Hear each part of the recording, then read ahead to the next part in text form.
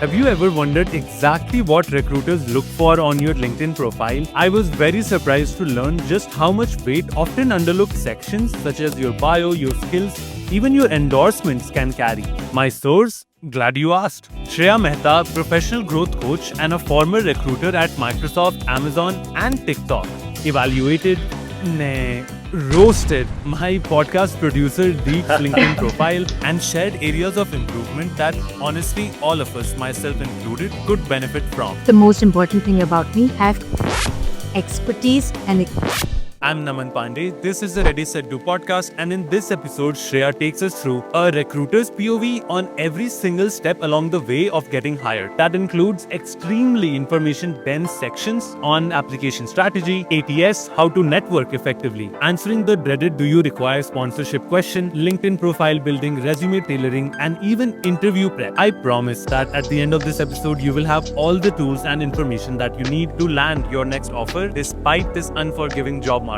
if and when a recruiter replies it is a bonus, why they have a separate tool that they use to find candidates and reach out to candidates. It's called LinkedIn recruiting. The much debated open to work banner on your profile. What's your take on that? Why are you making a Canva resume? It's not a pre-wedding shoot, like it's literally a resume. Subscribe on YouTube and any of your favorite podcast apps for weekly episodes featuring high agency individuals and daily clips from those episodes on YouTube and Instagram. And now, without any further ado, here's Shreya.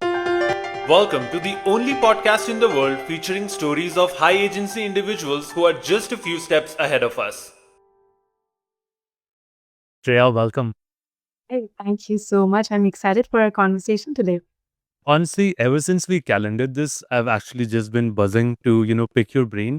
Not just because of the amazing experience that you bring to the table, but also just how actively you post and just how many lives you're continuing to change, I should say, as of recording this in August 2025.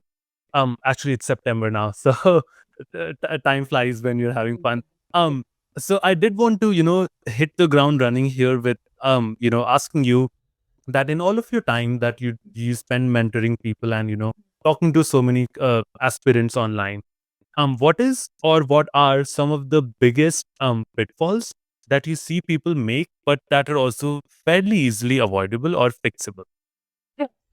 Just to clarify, I work with a lot of job seekers where they are trying to either find their first job in US or they're trying to like transition from what they have currently to like, a newer industry or to a newer role. Hmm. What I see them doing or not doing for that matter, one is like not networking actively. That means Hmm. people only think about applying for jobs and then they only think about like reaching out to somebody when they start looking for jobs, right? So I would one definitely say like reach out to more people even without an intention of getting a referral or to get a role with their company, right? So one is have like a very active network where people are ready to help you. Second biggest thing is people don't keep their LinkedIn, which we right now literally is like our digital profile, right? People don't keep Mhm. their LinkedIn very active in sense of like one, it's not updated. And second, it's not active as well. That means they would only go and apply for jobs and then would not do anything else, right? So I would definitely suggest if you need like more visibility in your job search process, have your LinkedIn active, comment on more people's profile, definitely engage with what they are posting. But then, if nothing else, obviously, if you cannot let your current employers know that you're active on LinkedIn and you're doing something on the side, then have a one-to-one connections on the DMs as well, because that's so much posted these days, right? I think when I was searching for job, none of these things were happening. Right now, Yeah. everybody is posting so actively. That means even if you are searching for a job and if you are commenting actively, your employer probably wouldn't know because then you're just engaging with good content out there. So Mhm. these two, I think it's like very easy to follow. But then a lot of people don't do, which is one, obviously having a very active network, and second, having a very good digital profile, active working LinkedIn profile. I love that call out for two reasons. The first being that this is something that I myself never did when I was in the market. Granted, that was a completely different time, right? As you will probably know, I graduated in 2022. I feel like that was the last good time to graduate. And I feel like things have pretty much just been downhill since. Yeah. So I am not ashamed to admit that I got really lucky, and I definitely know and talk to a bunch of people whose resumes are much better than mine, but that are struggling just because of the times. Hmm. And so for that reason, I really like what you said around that it's no longer an option, right? Do you want to do this or no? No, you have to, right? Because how else do you stand out in such a saturated market? And yeah, and then also while preparing for this, one of the questions that a lot of my listeners wanted me to ask you was for some of, and I know this is a little bit more, kind of just a difficult one to tackle, but I'm still, curious to pick your brain. But for somebody that's mostly doing all of the basics, right? So as you said, they are somewhat active on LinkedIn, they've been commenting, they've been networking, they've been applying also, the spray and pray classic approach and still aren't quite getting anywhere. Have you seen any, maybe anecdotally, not across the board, but maybe something that has worked for somebody that you mentored, or just really any insights that you can share that might be worth doing, yeah, for these people? Simply 100%. So if you believe that you're doing everything else on the, by the book on Mhm. your resume, on your LinkedIn and networking, one thing that I would definitely suggest is change your positioning. That means if you're Okay. positioning yourself as a job seeker, start positioning yourself as a fellow professional. As soon as you reach out to somebody and say that, hey, hi, I'm interested in this role, would you be able to refer me? Versus that, hey, I see that your journey is amazing, would you be open to have a 15-minute conversation with me, right? So now Mhm. you are positioning yourself as a professional and not coming across as more of a liability, but as somebody who can also add more value to the other person's time, right? So Got it. I would probably go with that. That's the first thing. Second thing that is like when people believe that they're doing everything, but then there's something is still missing is one, when they reach out to people, they forget to add value in the Mm. conversation itself. That means they forget to talk more about themselves, of what they do, they bring to the table, right? Usually, what we're talking about is, hey, we're looking for a job. These are the kind of roles that we're looking for. Can you give me a referral or can you reach out to the hiring manager for me? Very basic Yeah. asks, right? What I want them to do is probably read the JD and figure out why they are a good candidate and then find that relatability. That's one of my favorite words in the job search. Yep. Find that relatability and put that in the most concise way you can, right? In the Mm. shortest sentences that you can find. Nobody has the time to read like a whole damn paragraph on thing there. Yeah. Recruiters especially don't, hiring managers don't, then do that, right? But again, if you're feeling that you're doing everything and still not getting the job, sit down, reflect. In the sense, how many jobs did I apply to? How many, Mhm. or or if I've got rejections from almost all, what could have been the reason, right? So one, rather than taking feedback from everybody around you, sit and give that feedback to yourself, because then you're ready for the reality that I might not be doing 100% and I'm just giving myself that fake idea that I'm doing 100% when I'm actually not doing it, right? So change of positioning would be one, from job seeker to fellow professional. Second would definitely be adding more value in the message itself when you're sharing that, and obviously cut it down to half if you're sharing like long as messages. And third, I would definitely say that figure out, sit with yourself, have those reflections for yourself, what's working and what's not working. Yeah, I think it's so important to not, just beat oneself down, right? That there's something wrong with me. I'm just not skilled enough. This is never going to work out. And at least I don't mean to speak for everybody, but I've definitely been there. And similarly, I just got a DM this past week where somebody was like, hey, I applied for such and such position at your company. I would love to learn more from you about the position. And it was so interesting for me because I realized that that is exactly the type of message that I also used to send out. And I want to help this person, but what could I possibly offer them that isn't already there on the job description, right? So I like what you said about be concise and find that relatability angle because, yeah, I'm sorry, but I ended up not replying to this person, even though I genuinely wanted to help them. And I can only imagine as a recruiter, your inbox is probably just always, bursting open, right? So, do you have any insights on how to specifically for recruiters, how one can think about, reaching out to them or sending them a DM and such on LinkedIn? Yes, absolutely. So now, because we're talking about it, I would definitely say, because we're talking about how the times are different, right? Earlier, when you and I, not even you, earlier when I was applying, probably I had like 400, 500 applications Yeah, for one role, right? Probably right. 2022 people would end up seeing like 800, 900 applications for the Probably. same role, That's right? accurate. 100%. Right now, we have, when I speak with my recruiter friends, they have like over 17, 1600 applications for the same role before they Wow. actually end up closing it. even within 5 or 7 days, they get that, right? So Wow. imagine one, the cures in the back end, and obviously the cures for me as an applicant also, because now I'm not hearing about my application.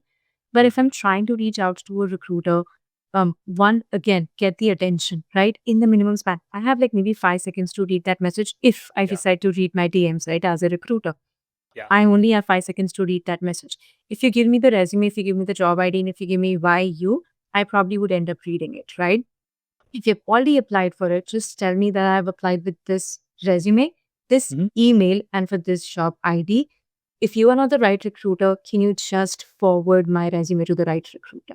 Right? Got it. But the biggest tip to the candidates, please do not follow up 100 times that, hey, why are you not replying? Why are you ghosting me?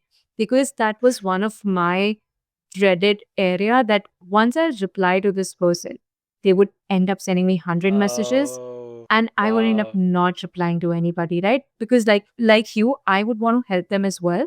Yeah. But then I was like, listen, the minute I would reply, they're like, hey, did you forward my application? Hey, can you not connect me? Yeah. Why are you posting me? Hey, why don't you give me the feedback? It feels like we're not working for the company, we're somehow working for the applicants.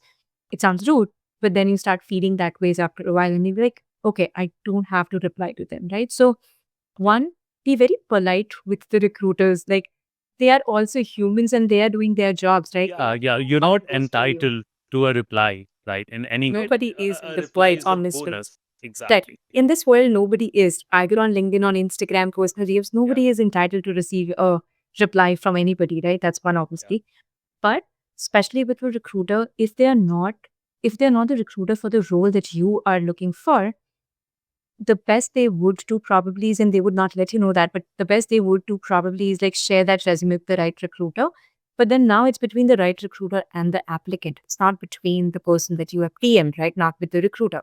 So that's Mhm. one. So like stop making them feel bad about replying. That'll be my first thing. Second, Right. definitely give them the ID, the email that you applied with already, and the right resume.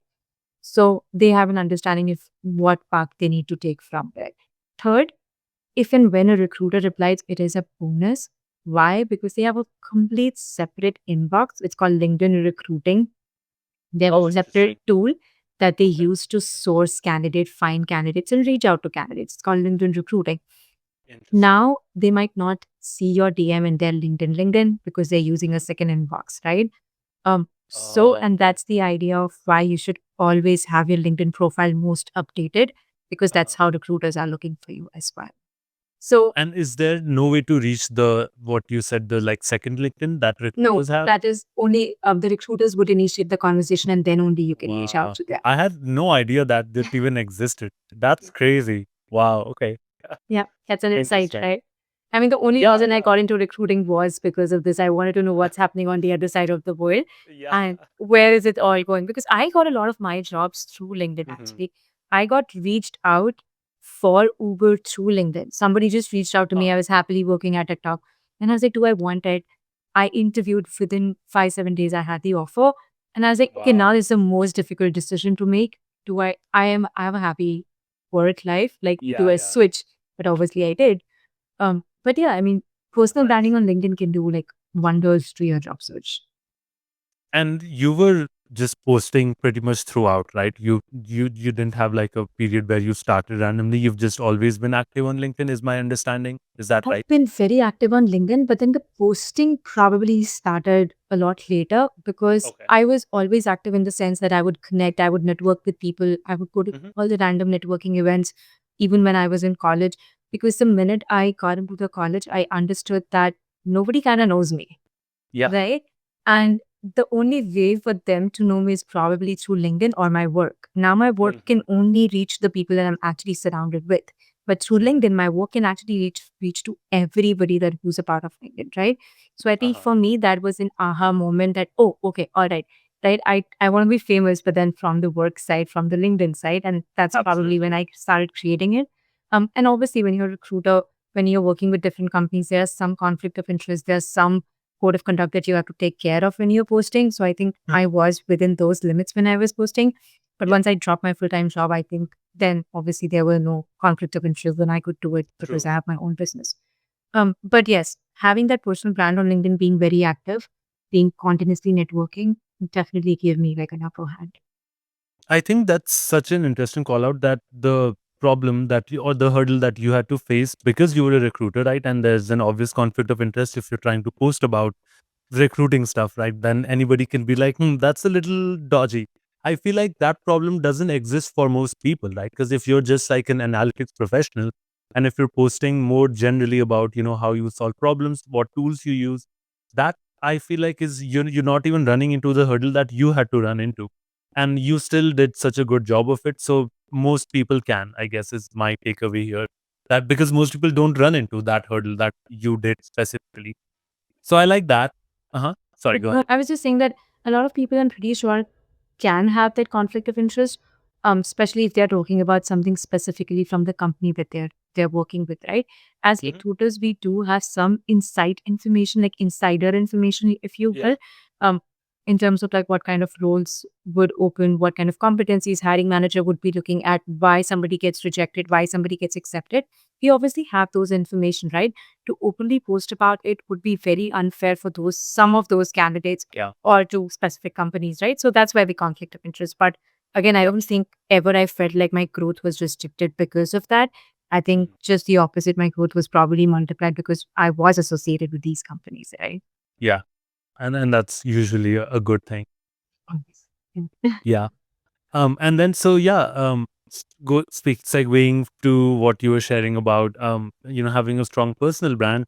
Yeah. As we were discussing offline, originally this was supposed to be me, but Deep from my team very bravely has volunteered himself for for you to kind of do a live review of his LinkedIn.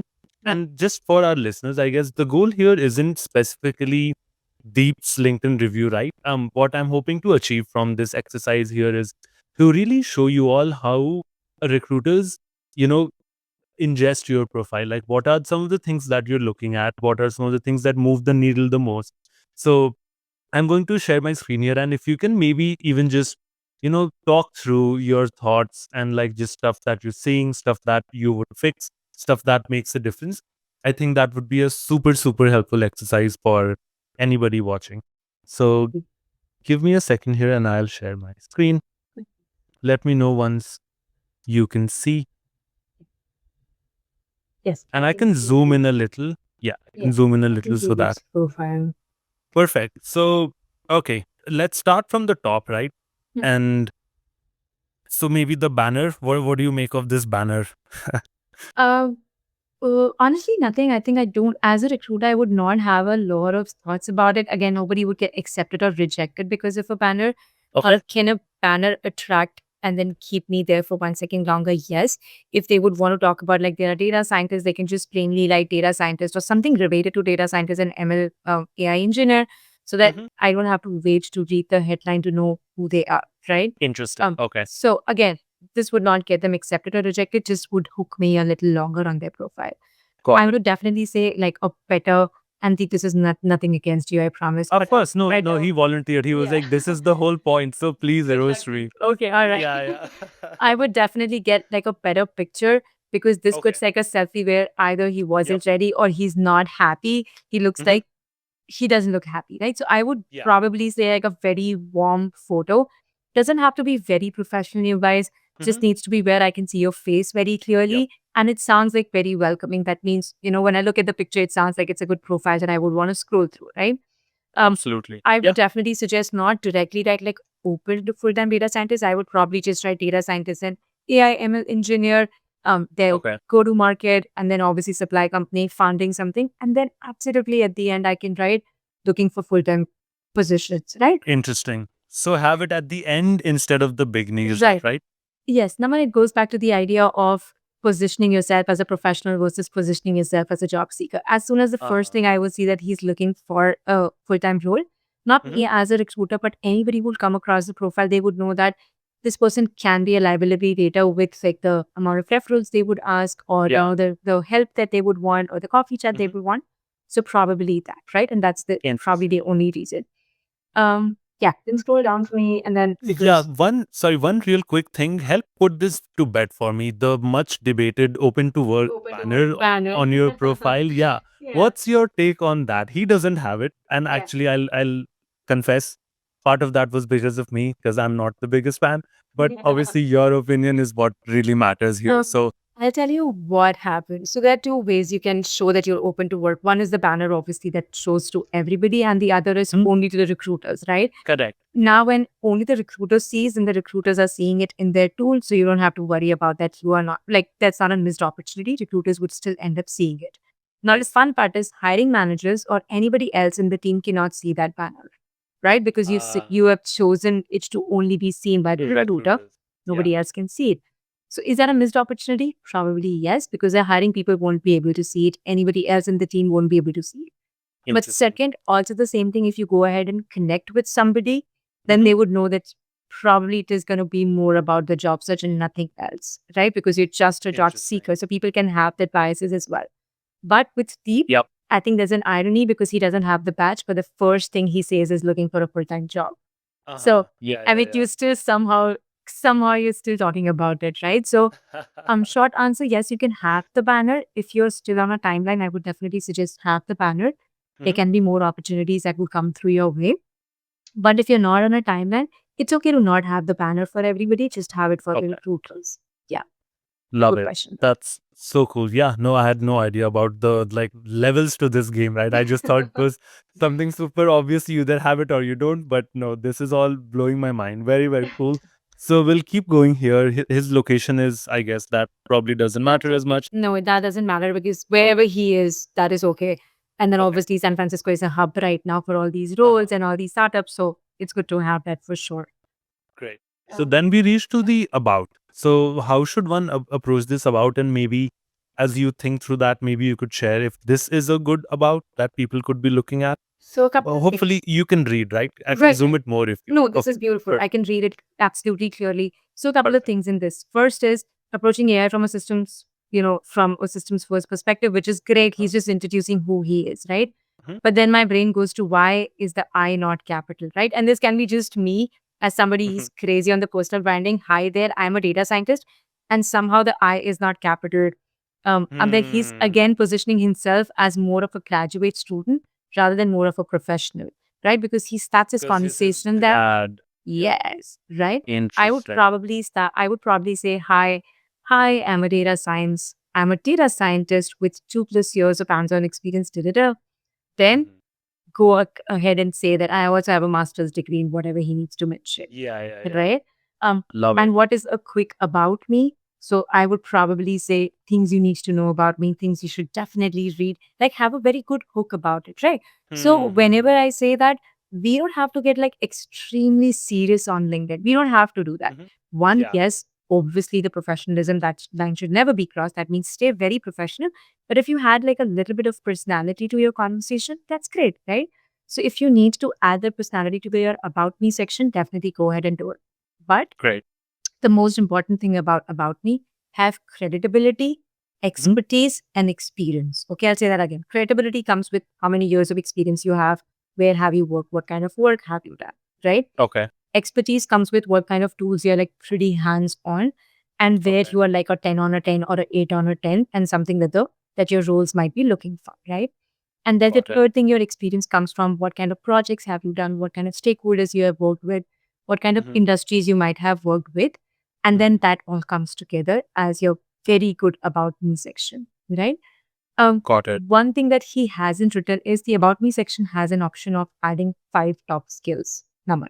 Okay. Interesting. Right? I also didn't know that. Right. So if you will go to like your own profile, that you got an option of editing it. It has an option of adding 5 skills at the end of about me. That gives a very clear idea that as a data scientist or as an AI ML engineer, what are these 5 top things or skills that you can do for us? Got it. Got it.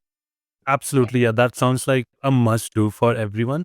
And just a real quick follow up, the three things that you mentioned, credibility, expertise, and sorry, there was one other thing. Experience. There you go. So would you say it makes sense to just explicitly call them out within the about? Like what do you think of No, that no, no. approach? That's why I didn't No? say like Okay. categorize them. I just said, oh, it should have these 3 things so that when Got it. somebody reads it again, it should sound like that you are actually speaking with somebody. It shouldn't sound like that you picked it up from ChatGPT and you're throwing it on somebody's face. It should absolutely feel like that you are actually just talking with them. And that's why I said add a little bit of your personality to it, right? So Amazing. it doesn't have to be very, very structured, but it should definitely talk about all these three things. Makes sense. And then final question on the about, is there such a thing as an about being too long or too big? Like what's the right size of an about? This is a beautiful size, honestly. This is great. Okay. I would probably just add like a couple of lines at the end that if you are Mm-hmm. interested or if you want to have conversations about something ABC, let's Yeah. connect, right? So Nice. more welcoming again. But Like this is a very good CTA as size. well. Yeah, like a Yeah. CDA as well. This is a very Nice. good size. And going back to your question, yes, there is something like too long of an about me. You don't have to do that until unless you are like unable to respond to all the DMs. You're unable to, you know, be very active on LinkedIn and you think your profile should say everything. I don't think your about me needs to be extremely lengthy. Great. Makes Yeah. total sense. And then probably the featured, yeah, I guess he has his post that one. So he was shortlisted for a Y Combinator thingy, and then he has his GitHub. What are your favorite ways to use the featured? Is putting your resume in there a good idea? Would you say? Yes, if you're a job seeker and if you're okay, your email and your phone number being out there, yes, it's always a good idea. I'm so glad that you said GitHub.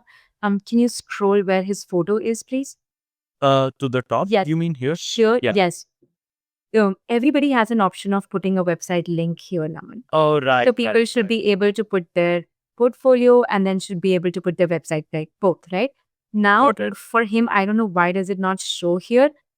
He should be able to show that on the profile without clicking on contact info. It should be there, right Okay. where the San Francisco is, right above that. Yeah. I know what you're talking about. Yep, it does show up. Maybe he just has it. Which is okay. I mean, this is again for everybody that if you have a GitHub, if you have a portfolio, definitely show it on your profile because then it's just easier for anybody who actually, comes on your profile and be like, oh, this is interesting. They have worked on this. I have worked on this. Good conversation starter.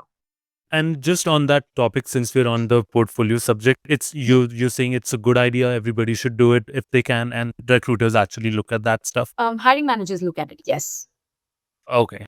Yeah, Got hiring it. managers do look at it. If you have a portfolio, and if I'm a recruiter, I shortlist your profile, and hiring manager wants to interview, they would love to see that portfolio, and then just get an understanding of like what kind of work you have done. So one that helps them prepare for that conversation, but then also get them an understanding of what kind of work you have done versus what kind of work the team is looking for, and what might be the learning curve as in when you join. So yes, Got that would it. be if you have a portfolio, even if it's the simplest, not the very designer one, you should definitely sit here Got it. on your profile. Yeah. Yeah. No, I love that, and I again definitely did not know that distinction between the how hiring managers are interested in that, but usually not recruiters. That's so fascinating. I'm like just learning so much. I'm actually low key blown away. But and then yeah, coming back to the featured, you were like, yep, resume is usually a good idea. And again, as you said, if you're okay with your number, etc., email being Right. online. Yes, absolutely. But then also remember that if you're changing your resume for every role that you're applying for, Oh yeah. know that that's only one resume that you can actually have here. So if you have a very solid resume which has a very good base for like the different roles that you're looking for, then yes. If you're looking for like multiple roles and you don't have like a very solid base resume, then probably not, because then you'll end up losing opportunities at the end. And I think I'm sure somebody out there listening has this question. So say they're like 50% trying to get, say, role X and then 25 B and C, right? So then would it make sense to put that 50% resume here just because it's the Yes. widest basket If that they're trying to cover? yes Would and that? no, both. So Okay. sorry, I jumped on the answer too quick, but no, You're no, good. both. Yes, if you're okay losing the rest 50% completely, right? And no, because if you're only 50% into it and then you're giving like your 100% profile to that 50%, it's not fair, because this is your 100% digital profile and you're giving this 100% space to something which is only 50% important for you. So probably no, right? So, yeah, because you cannot have multiple LinkedIn profiles. And if you have like one resume, then only going to take you as a data scientist. I'm not going to think that you're an AI ML engineer as well, right? And then I'm going to think like, why has he written AI ML engineer when the whole resume and the whole profile talks about data scientist? That is such an interesting problem to solve. Like, I wish I had a better solution to that, but I think you're right. Yeah, you can't have two resumes, obviously, right? That would not work. Interesting. Okay. And then yeah, moving on. I don't think you've spent a lot of time in activity, right? I'm assuming that. No, not at all. I mean, I don't need Yeah, that as yeah, a recruiter. I don't need that as an hire exactly. manager as well. I would Yeah, yeah. probably, yeah, this definitely needs like help because he has Okay. not written anything in the experience section. Okay, okay. I see. Right. Yeah. And then again, the same thing, the experience section doesn't have the skills that he should be Hmm. talking about, right? So Reddy said to he has one skill which is analytics. Great, Hmm. which is there in the title also doesn't define anything for me. Now the Hmm. fun part is when as a recruiter, when I'm looking for somebody, I'm using Boolean search, right? That means I'm searching for Okay. different keywords and then trying to find them. He doesn't have a lot of keywords, so he would not appear in the search first. Second, when the job applications matching is happening, that means LinkedIn is trying to find the job applications which are matching to his skills. He doesn't have a Hmm. lot of skills, so LinkedIn doesn't know what he's exactly looking for. So LinkedIn would just Okay. give very random jobs to him, which has Yeah, yeah. analytics as well, engineering as well, AI as well, data scientists as well, and then like the whole LinkedIn, uh, algorithm would be broken for him in the back. Yeah, yeah. And so real quick, when you said you're searching for people, does it only look at the skills that they enter, or does it actually look at all of these words that somebody writes? So Do you Boolean happen to search, know? yeah, I do. So Boolean search definitely looks at all the words, not just the skills, but skills Okay. is primary that comes that makes you like at the top of this search or at the end of this search. So and Right. that's why I think right now on LinkedIn you can add as many as 80, 90, 100 skills. So if you Okay. don't have that, then imagine one, you don't have the skills. Second, nobody has endorsed your skills. So Hmm. think of it as likes on a comment or a post, right? I see. I So see. one, you don't have a post. Second, nobody has liked those posts. And third, there is now you're competing with somebody who has 100 posts and each post has like 5 likes on it. So they would obviously appear in the I top see. search, right? So Okay. yes, Got it. Got have your experience sections fully built. That means write the bullet points, fill the skill section, have the right duration, and all of that should definitely match with the resume that you have. And you basically what I'm hearing is more here, right? There's no such thing as writing too much. If you did something, write it to the best of your abilities. Obviously, don't write paragraphs. Like these should still be really nice and tight bullets, but don't leave anything on the table. Like just one bullet probably should not be there, right? It is that, especially if you work there for a year. Correct. I was about to say, if you work for there for a year and if you're only doing one thing, I'm only thinking if I hire you for another year, you'll only end up doing one thing. And I said, do I want that? Right? So yeah, and then yes, there's nothing like too much on LinkedIn, and that's the fun part, right? You can write as Mm, much as you want on LinkedIn. Resume, we always have that restriction of one page. yeah, yeah. But then on LinkedIn, you don't have that. So I would definitely suggest, right? Like if you look at my profile, it has Mhm. everything, Got it. like Got it. every damn thing, even if I've done something simultaneously, like as a volunteer and as a full-time job, Mhm. everything is there because I know that really matters. Like the profile should be completely built. Yeah, makes sense. I think that is a really strong coverage of the experience part. And then finally, education. Is this something that's important? Do you guys look at this usually or not really? Yes, of course, because there are some basic Okay. qualifications that we want somebody to be a bachelor, somebody to be a master's. We have an understanding that they need to graduate, like if they are like a fresh graduate in the last 1 year, then the university Oh, recruiting yeah. team would look at it, right? Right. So definitely yes. So this is good. They have, I think they've added their coursework here. There can Hmm. be a separate section for coursework completely as well. They Okay. can add if they've done any other like they've been parts of part of clubs or they've Yeah. done any other activities, they should be able to add it here as well. Um, Yep. Grades are not needed. Like I think there is always a debate between that, but if you fresh Mm, graduate in the last 6 months, it's good to have your grades there. got it. Especially if Yeah. you have a good grade, right? I'm Yeah. assuming there's no reason to I mean, I to wouldn't put hide it. anything in the under 3.5. I mean, I'm sorry, Yeah. no haters, Yeah. please. Yeah. But anything under 3.5, I would probably not suggest to put it out there. Got But it. anything above that could be there. Love it. Great. And then probably like, do you look at older educations before a master's or not really? I just need to make sure that they have a bachelor's and a master's Okay. degree if the role requires for that. Yep. Bachelor's is something that most of the roles require for. Master's Uh-huh. is something that not all but few of the roles require for. So yes, I would not look at it, but if I see a master's degree, I'm just going to assume there is a bachelor's degree Makes as well. sense. Yeah. That makes total sense. Yeah. And then for license and certification, I feel like this is pretty straightforward, right? If you have one, just put it. roughly, right? Yes. I don't think that's up for debate. And the more, the better, I'm assuming. Yeah. And then for skills, I guess he does have some, and it says maybe he has 35. Yeah. But Yeah. as you said, there could be more because I think you said it's allowed 80, 90. up to 80 or 90. Yeah. Yeah, yeah. And I'm not sure why he's not getting an option of endorsement. For every skill, there is an option of endorsing the skill as well. So, like, you can go Okay. and endorse him for like intelligence analysis. It's like that means you are certifying that he's really good in all these Okay. skills, Okay. right? Okay. So Yeah. like, Yeah. and this is again for everybody who's listening. That guys, go ahead and like endorse everybody's skills, Hmm. especially if people you have worked with, and then let them have endorse yours as well. That's just gonna give more um, weightage to your Credibility skill, maybe. Yeah. credibility, and then you somewhere going to be on the top of the search or top applicant in your job as well because of just your skills. Interesting. And I guess since you brought up the top applicant, can you help us maybe demystify that a little bit more? I don't think a lot of information is known about exactly how that works. Okay. So when LinkedIn is trying to match them, only talking about LinkedIn right now, not the backend Yep. applications. When LinkedIn is trying to match that you're a top applicant, it goes back to the idea of the skills that you have on your Hmm. profile and the skills that the role is looking for. And that's how we become the top applicant. That means out of 10, if six of it's matching, then you're not a top applicant, obviously. But if eight of the skills that are matching, then you're a top applicant.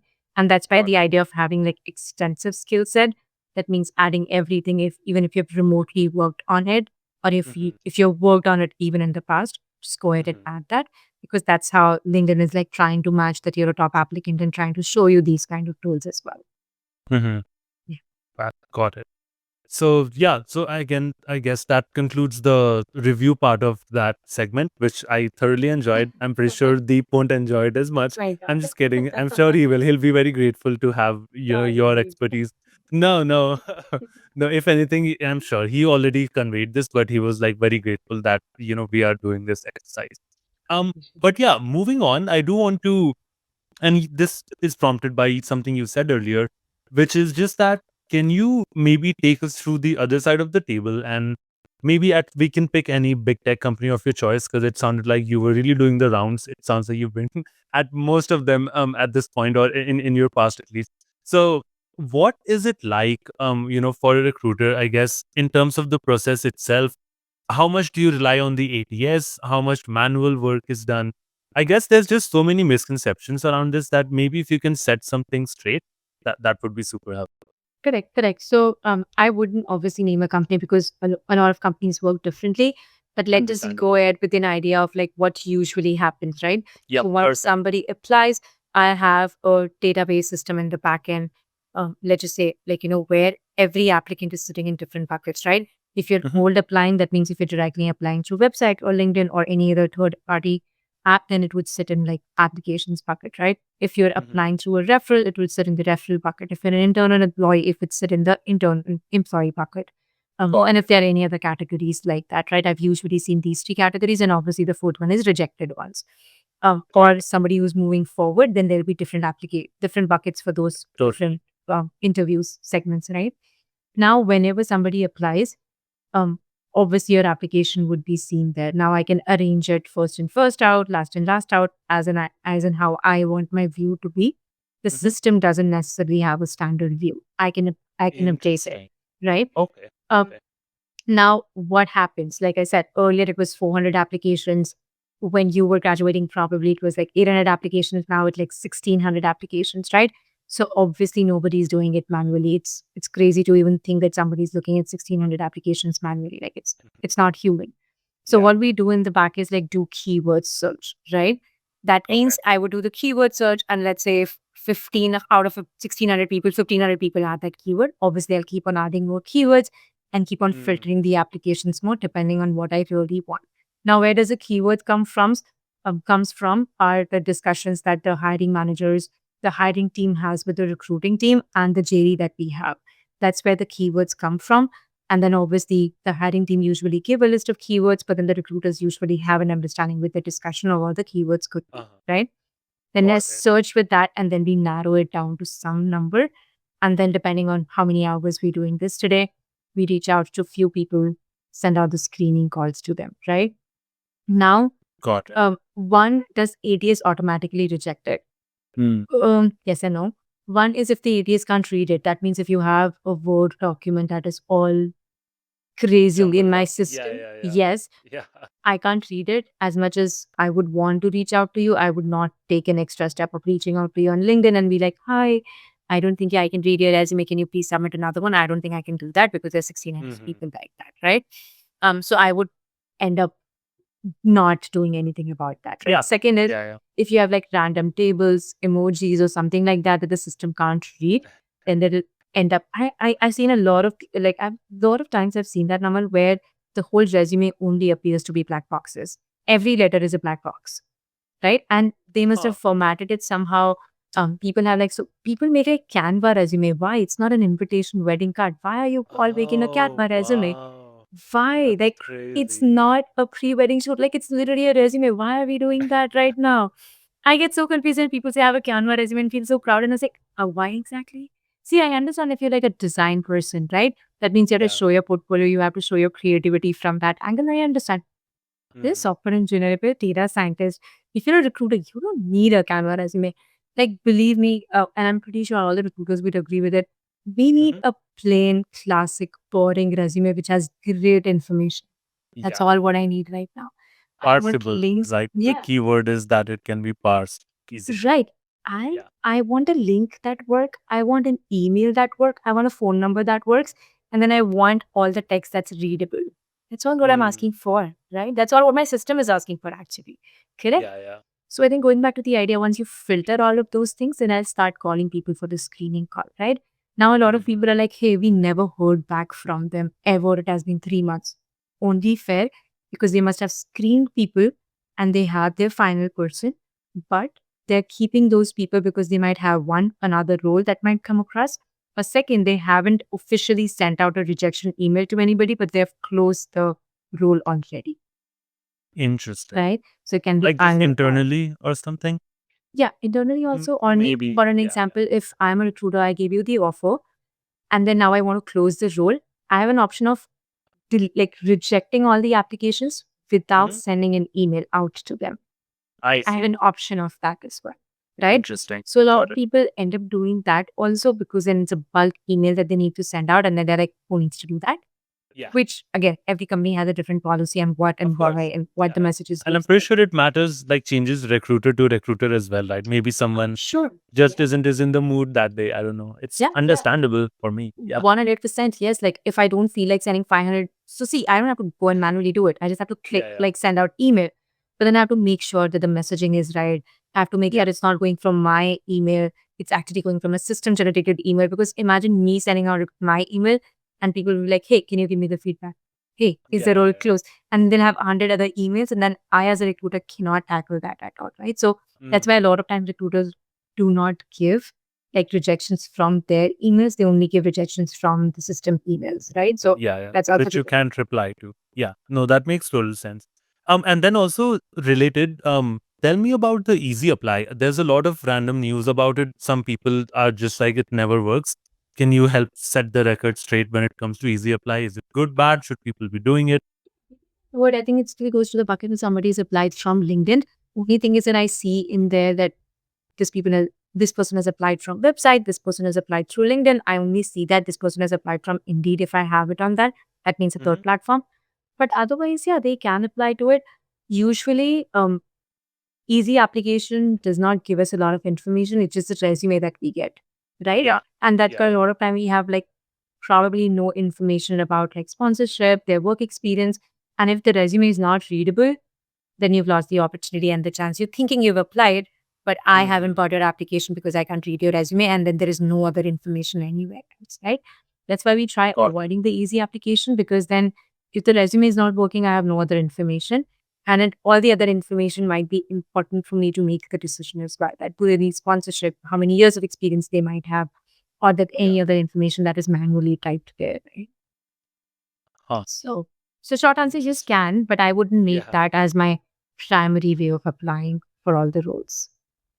And similarly, I guess since we're on the subject, for the dreaded sponsorship question, my understanding is that you should never lie about that. If it's something that you need, you should always mark yes, because it's only going to become a problem later in the process.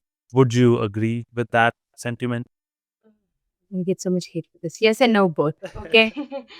That's surprising, actually. Yeah, that's actually already. I'm very intrigued by where this is going. One, yes, you shouldn't lie that you would need a sponsorship later. But tell Mhm. me this, for the 3 years that you can work, do you need a sponsorship or do you want a sponsorship? Interesting. Right? Most people, I imagine, would say that I would want it, right? I don't need it. Correct. So for the 3 years, you don't need it. I understand Yeah. to stay after that, you would obviously need it, not want, then it becomes a need. But the first Mhm. 3 years, you don't need it as such, right? Now, Mhm. the one way is you kind of lie about it that I don't need it because you actually don't need it for the first 3 years. And when you sit with them, you actually share that value that, hey, I bring so much more. So that sponsorship kind of looks like smaller problem to them, Ah, right? That interesting. they feel like that, oh, I really want to hire Naman right now. So Yeah. let me see what I can do. So I'll go to my immigration team, ask them, and then they will come back with an idea of like how risky it is to hire you right now. Mhm. If you're right out Mhm. of college, then they would be like not so risky because he has 3 more attempts for H1B. If you're Yep. like the last attempt of H1B, they would probably end up not hiring you or like Of not even course. moving forward because you're Yeah. just one more attempt. And obviously, it's not just about the money for them, it's about losing a very skilled employee. Imagine Mhm. they would put like so much resources to hire a candidate and then the candidate would not be able to stay beyond 8 months. Why would they do that Mhm. to themselves? Like it's a crazy turnout for the company also, but then just a crazy number of resources that's included in hiring somebody as well. Right? Absolutely. Yeah. So Yeah. Yeah. should you lie? No. But is it want and need? Yeah. You can balance that somehow, somewhere. That is so interesting. Yeah, I definitely did not imagine that you would say that. But no, it makes Yeah. total sense because it's not lying. I love the distinction between the want and need, right? Like both things can be true. It's not like somebody is deliberately trying to be dishonest here. Huh. Yeah. Wow. Like I'm just I enjoying and this so much. Yeah. why do I have that thought? Because when I was getting into one of these companies who filed for my H1B, I said I don't need it. Mhm. Right? I didn't need it at that time. I was on a dependent visa, spouse visa. So I was like, I don't need it. It's okay. Somebody else Yeah. needs it, it's fine. Then a Yeah. lot of things happened in the world. COVID happened, da, da, da. And as a case, now I don't need it, but now I practically want it. Because if one Mhm. person loses the job, then the whole household loses the job. True. Right? True. True. And then I True. went to my manager and be like, hey, I really want it. And then she was like, you said that you would not. And I was like, yeah, I did not need it. But now I want it because of all the changes that's happening in the world. And Yeah, she which was was not in extremely your clear. hands, right? Yeah, exactly. Yeah, And I was yeah, very yeah, scared for my life. Honestly, I was, right? I was like, listen, one person loses, the other person yeah. loses as well, and there's no way to go, right? True, But true, she was the true. sweetest manager and she actually got me the H1. I mean, she got me into the process and I got the H1B. So Amazing. the want and need, Shout out. Yeah, shout out to your amazing she manager. was amazing. She was amazing. Hopefully Fairly, she listens to this. yeah. Yeah. Um, Amazing. So thanks for walking us through the part of the entire process, which is probably the most dreaded. And then now obviously it's time for the screen, right? So Yeah. I think the best way to probably approach this, because again, just from your perspective, I think what would be the most valuable is if you could share maybe some like deal breakers when it comes to screens, and then maybe also some like red flags, or even if you could please for me even orange flags. I don't know if that makes sense. So screening calls, one obviously come prepared with a very basic question. Why Yep. this role? Why this company? Tell me about yourself, your Yep. compensation range, the location that you're okay with. All of these very basic questions. People think that, oh, I can answer that in my sleep. No, dude, you cannot. And that's the reason that you're Hmm. getting rejected, right? Because people are like Yeah. so overconfident that I've given so many screening rounds or I know so much already about me that they don't practice, they don't prepare, right? One Correct. is knowing what to say. Second is how to say it. And both Mhm. of these things are extremely important in any interview call. One is to Okay. know what to say. That means, one, are we speaking about tell me about yourself? Is it related with the JD that you're talking about? Is it related with the industry that you're talking about? Did you read the JD really well? Did you find relatability and picked up some of these keywords from there to include it in your tell me about yourself? No. because I have something summarized, memorized, and I'm just going to go vomit that in front of a recruiter. Doesn't work that way. Yeah. Okay. Yeah. Second, people are like compensation range. They would go and talk about like, yeah, this is my compensation range without even asking follow-up questions in the sense, what when you say about compensation, what all are you including? Is there a base, equity bonus? Is there a relocation? Is there a sign-on? They don't talk about any of those things. They would just go and give their numbers like, hey, my range is 120 to 140. And then they come back and be like, oh, they're giving me the whole offer as 120. I was saying the base I wanted was 120. Yeah, you should have that conversation. They're asking you that, right? So Yeah. Yeah. don't think the screening is just screening. It can Yeah. actually make and break that whole interview process for you sometimes, right? Yeah. And I'm gonna say it out loud, and again, gonna get a lot of love for it. Do not think recruiters don't know anything. People are like, Mm. just a recruiter's call. Yeah, but there is a reason they are the first interview call for you, right? Yeah. There is a reason it's called the screening call, right? If they don't like you, and if you don't have a strong referral, if you don't have any connections in the company, you might never see the hiring manager ever, Mm-hmm. Mm-hmm. right? And I'm not saying like you in the sense Yeah. that they need to like you as a person, they need to like you as a candidate. The Yeah. technical aspects that you bring, the way of conversations that you bring, the way you're explaining, the way you work with stakeholders, the kind of projects that you've done, they need to know that. So I'm not saying make it extremely technical, but I'm also saying do not mellow it down. Just it's just a recruiter. I've I heard love that. so many people say that. It was just a recruiter call. I didn't have to give a lot of information. Now, the Yeah. resume that you submitted to just a recruiter versus the person the recruiter met are two different people. Yeah. Yep. And guess who's not going forward in the process Yeah, I'm because sorry. of that? Yeah. Yeah.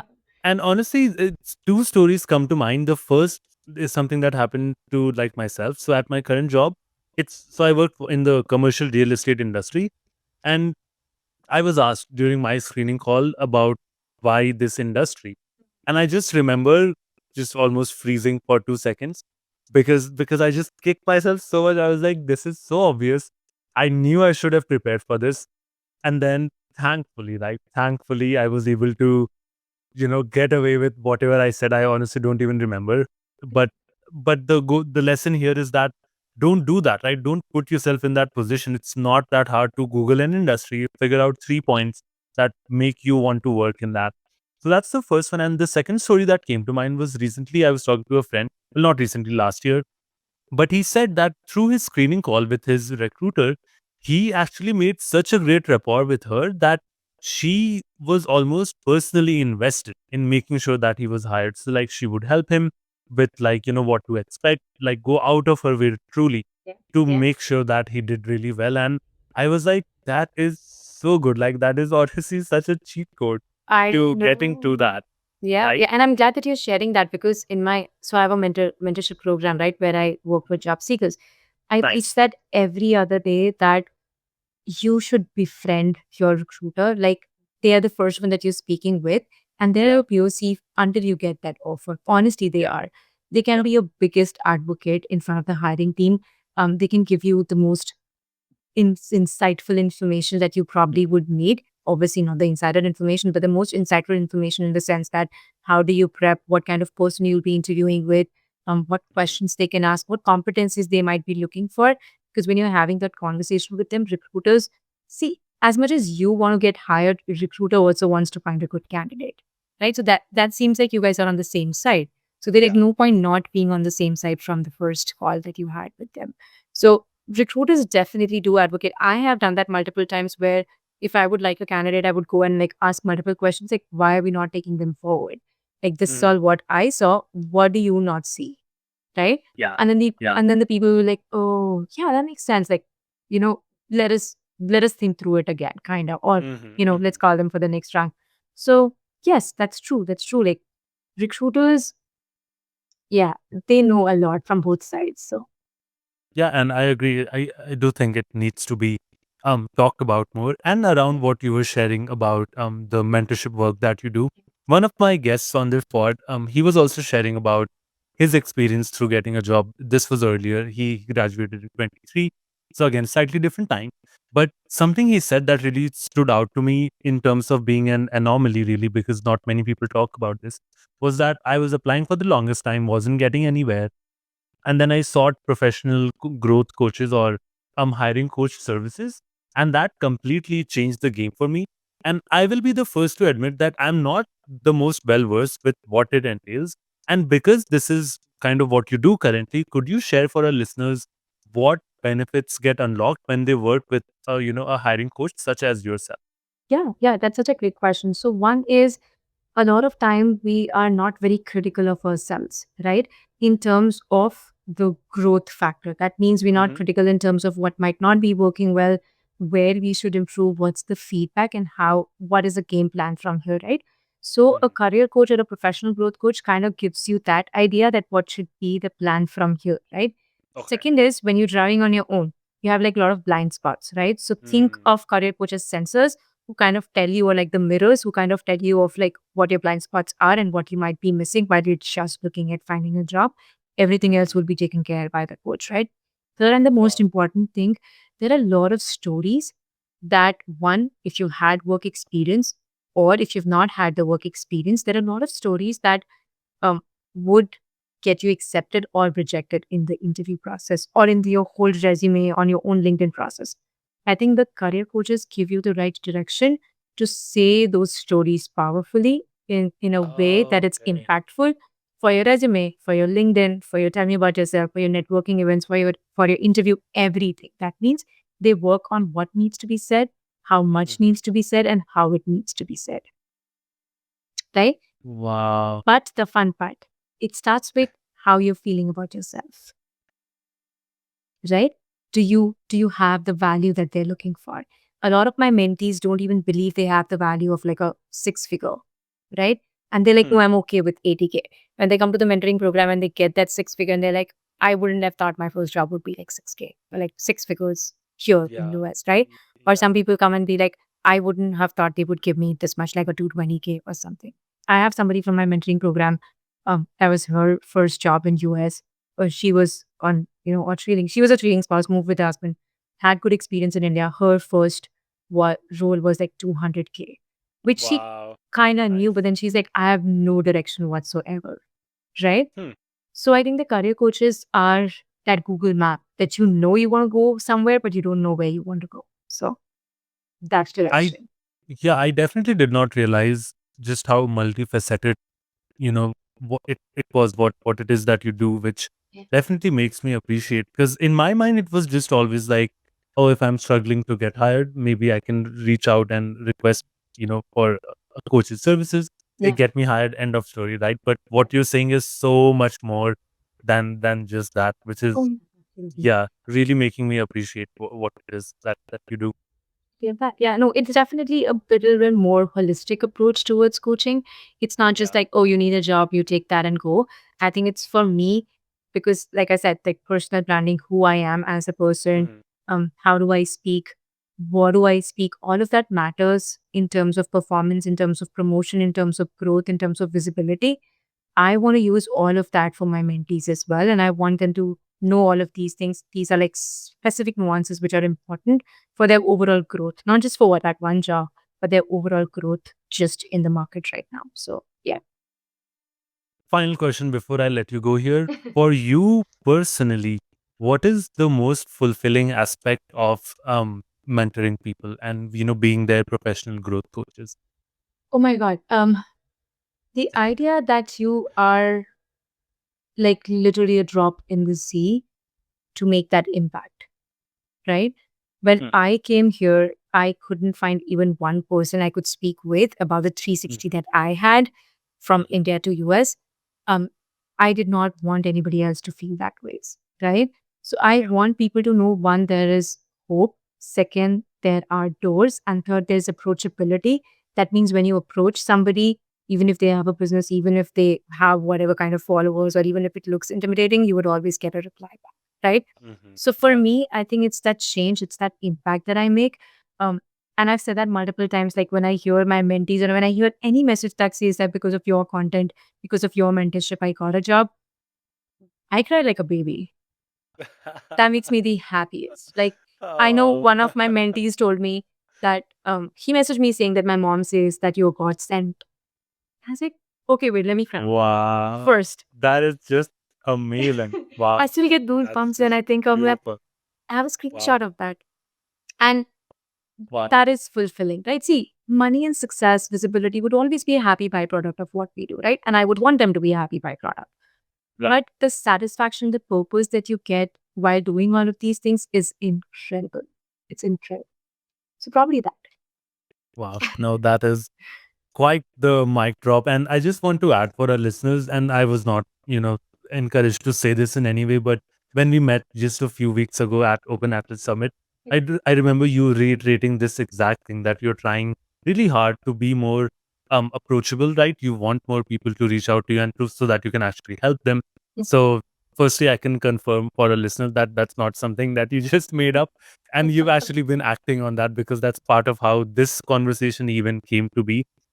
So yeah, that was the first thing. And then secondly, yeah, I guess just something that I've noticed that's really different about the way you approach content, having followed you for a while now on both LinkedIn and now on Instagram as well, is I just really appreciate just how raw your content is.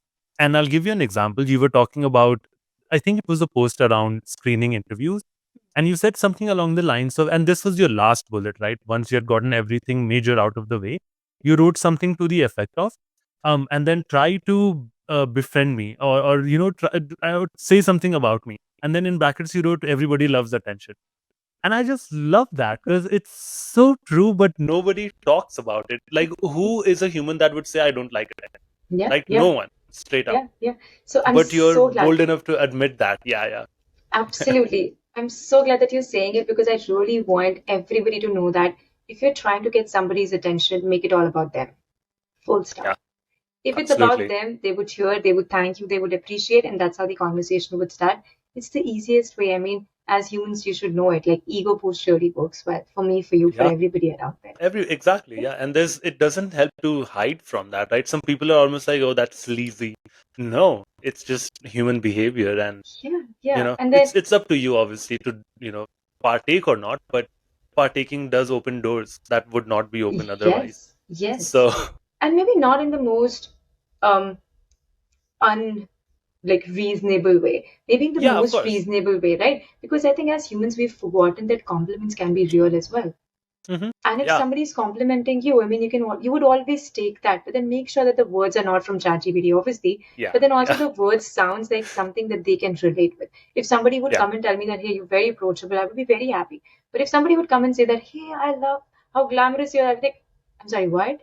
No, yeah. that's That's ChatGPT or that's not reasonable. That's correct. not me at all, right? So, Yeah, so yeah. find that relatability again. Like find something that is actually true for them as well. Amazing. Well, Shreya, I truly could keep going, but I know we are on time and I want to be respectful. But thank you so much. This has been so helpful. I've been doing this for a while. I have to say this is easily one of the most insights per unit time episodes that I've ever recorded. Like just straight up, just the Yeah, amount of things I have learned has blown my mind. And thank you so much for all the work that you do, for all the content that you put out. sure. And of course, I'll be linking your ways to reach you for any Yeah, person that's interested in yeah, absolutely. connecting with you, availing your services, the mentorship program and such.